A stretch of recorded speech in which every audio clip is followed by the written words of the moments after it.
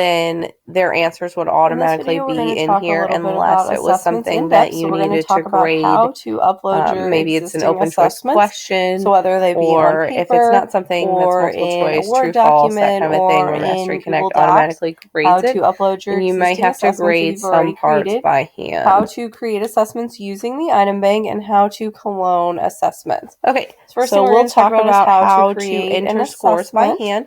So on this one, the Acting Unit 2 pretest, all of their answers were not something that Mastery Connect could grade on its own. There was no multiple choice, no true and false type questions. They were all short answer questions. Then what core? So let's say we graded it ourselves, so whether it be a that John Jacob got specific curriculum map. Billy Johnson. So for this one, we're going to just say that it's in the English 3 curriculum map. The way that this works is it's not going to affect a whole lot, except for Smith got what standards you can pull from when you go to assign your questions. A 4. So let's say in my English, so all you have to do is type directly in that box, and it'll enter the scores standards then as well. And then update if I the select scores, the English 3 and it'll curriculum also map, it's going to let me pull from those. Where they are at in that trackers, standard. So whether they're we below had basic, proficient, other basic, standards advanced, that we had and created below our own basic. self. And in our assessments in-depth video, we talked about how these levels of mastery are determined based on what you said in your assessment. Questions. So that's how to enter scores straight up by hand. I would recommend after you grade all of their tests, put them in alphabetical order, so you can just go straight down, and it'll easily show you. And then when you go back to your tracker, just click it'll carry that information over into your tracker. And we're going to give it some sort of a title. So now we can see it says 4% of standards are assessed, and we can see in this PP1B that each person's level of mastery is now updated for if there's no file to upload. Okay, next we're going to talk about how to use the performance grader. So if you have a test that is completely multiple choice or true false, something that Mastery Connect can grade on its own, then it'll automatically enter the data into your tracker for you. But if it's something that wasn't 100% multiple choice, you had some questions that were rubric type questions, you can choose or short answer, file from your computer, the entire assessment in general as a rubric, or from the performance grader is going to be helpful. So we'll go back to the standard we were on earlier. Pull up your drive for you.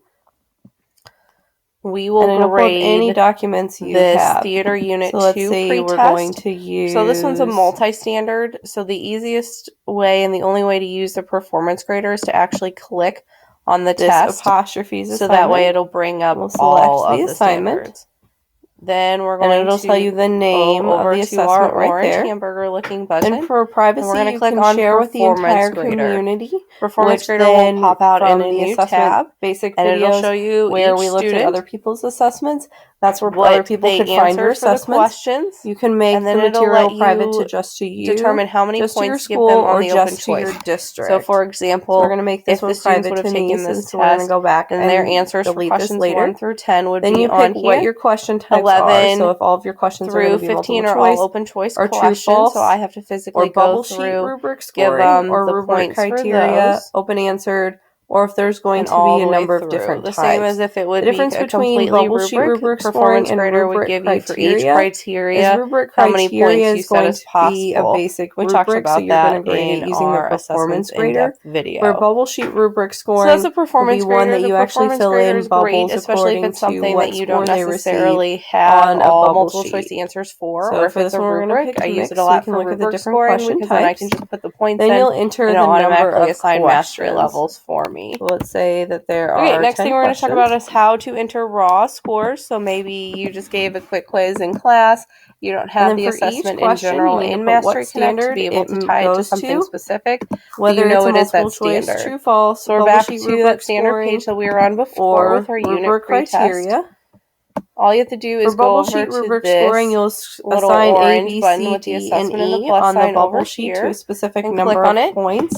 And you can search the community, select from your own assessments, create a new assessment, or enter raw scores. That question is today worth. We're just going to go and then when you raw use the performance grader, so maybe it was then you can actually go through and just click on that bubble. So whatever is easier for you on how you want to grade the assessment is which one you'll choose.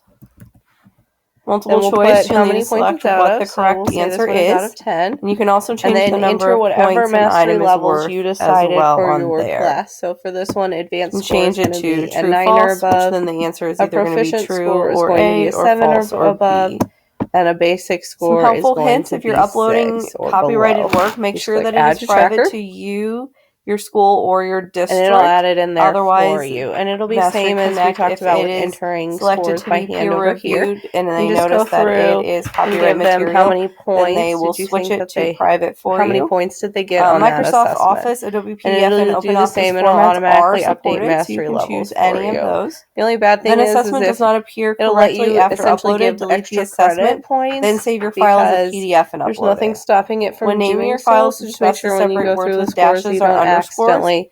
And for best results, keep the formatting in your Word document simple. Sometimes it has difficulties translating that assessment. And then you can see what they did from Jane Smith, because she got a 4 on this one and she got a 6 on that one. It actually bumped up also from Mastery Connect has a lot of really great because it has met the requirements for basic. It is on a mode creating assessment, so it takes the highest creating and the a mixed lowest question and it type evens out all the assessment, or finding assessments in. So it's not a direct average of all their videos scores, right but it is a mode score.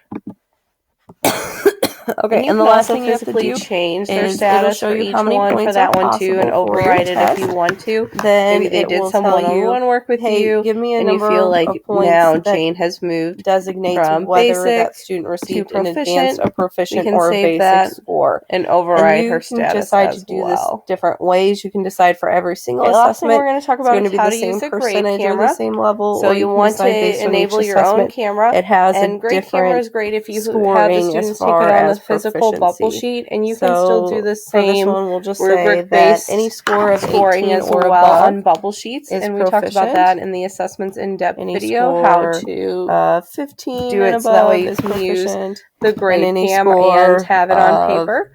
And you'll just hit enable 15 camera, and then you'll flip 10 through all of their to 14 grades. is basic. All You'll of their see that answer there is no sheets, and below it'll basic, enter it even in though here for we do you. have the below So you don't basic have to do option on this anything one. as far as That's entering because any anything that's scores below or 10 is using the performance automatically grade below or anything. basic, so there's no Slash need the to bubble set sheet any up in minimum front, score. and it'll automatically So remember when you're score setting it these for you. proficiency You can do the levels, same. There that is the minimum amount to grade achieve cam to receive app that that Mastery proficiency Connect level. has. So if a For student the receives an iPad, 18, a so you 19, can just or a easily 20, scan then them they all will be in on considered your advanced iPad, and based you on go what through I have each said on paper. here.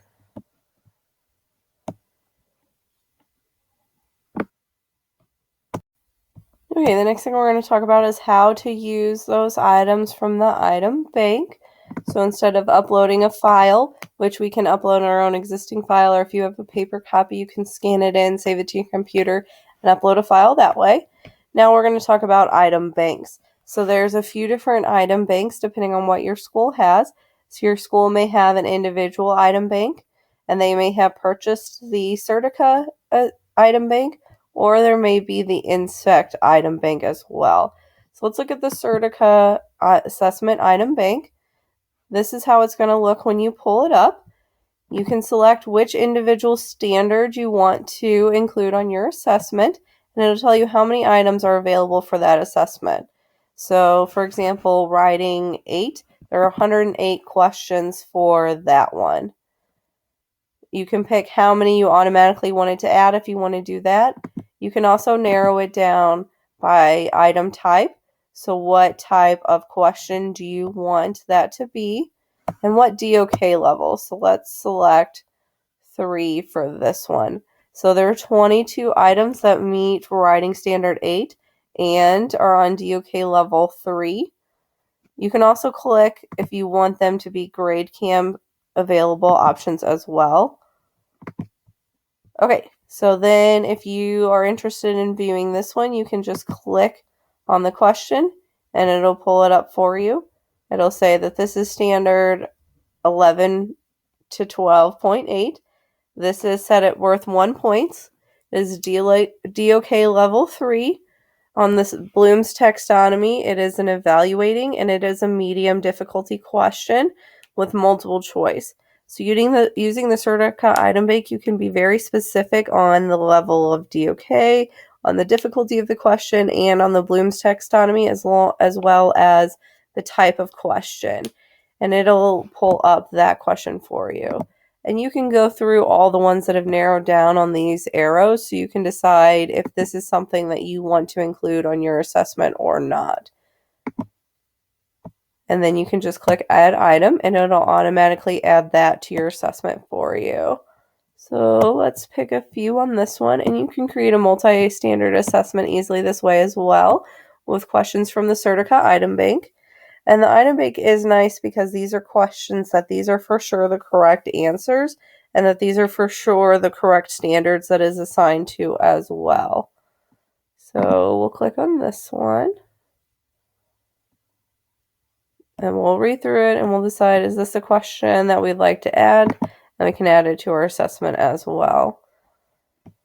Then all you have to do is decide what is your proficiency levels for advanced, proficient, and basic. And then you can easily assign students this assessment as well.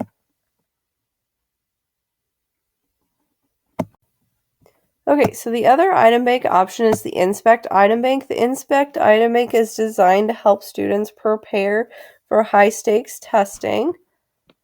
So you go through the same process as far as titling it, choosing a specific standard that you want it to go along with, or whether you want it to be a multi-standard assessment, naming it, all of that.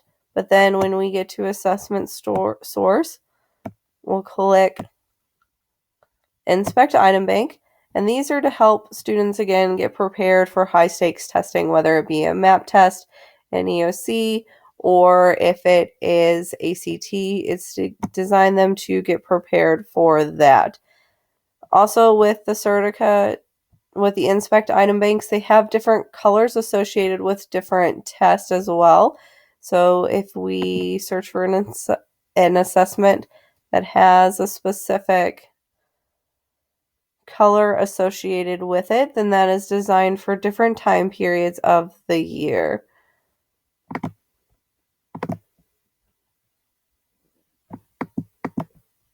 So we can go created by Inspect on our search, and then we see cycle orange, green, pink, and blue. So orange is September through October for delivery, green is November through December, pink is January through February, and blue is for March. So then if we were going to assign one in October, we could do cycle orange and decide what class it is. So these are ones specifically made for that class to be designed to be given at that time for those high stakes testing. Okay, so last thing we're going to talk about is how to clone an assessment. So let's say you find an assessment you really like from another teacher and it's not necessarily an Inspect item or it's not been peer reviewed, which we'll talk about peer review in another video. And you notice that one of the standards aren't tied correctly, or there's another answer that's incorrect on there, or if it's a question that you don't necessarily want to include, how to clone it, use it for the most part, and then just change those answers. So let's take an assessment and clone it, and then we'll go back and delete that assessment later. So let's say we want to use this Washington's Irvine and the Devil and Tom Walker, but before we add it to our tracker, we notice that there's something that is wrong with it. There's not necessarily anything wrong with this assessment. I haven't looked at this assessment to double check whether it's right or wrong. This is just an example. So let's say we go through here and we notice that question number 1 shouldn't really be tied to standard 6. It should be tied to a different standard. So we can clone the assessment. So you have a few different options up here. You can straight up download the assessment, print the assessment, you can bookmark the assessment, and you can clone the assessment. When you're cloning the assessment, it's a shortcut to creating a new assessment that is similar to this one. So when we clone it, there's something about it that we are going to change to fit for us. Maybe there's something wrong. Maybe we want to change what it says. So you can go down here, and let's say the answer to number 1 really was A. Then we can change it to A instead. Or let's say that we don't want to make the writing ones worth as many points, or we want to make them worth more points. We can change how many points they're worth. So when you clone the assessment, you're still taking the same standards, the same answers, all that stuff is already on there for you. You're just going to go in and update anything that needs to be changed. This is a really easy way to do pre-test and post-test. So upload the assignment in general and then clone it. And then you can just save all of the same things as before, and you will have easily made yourself a pre-test and post-test rather than having to upload it twice. And it keeps any of the things that you already had in there as far as scoring is concerned.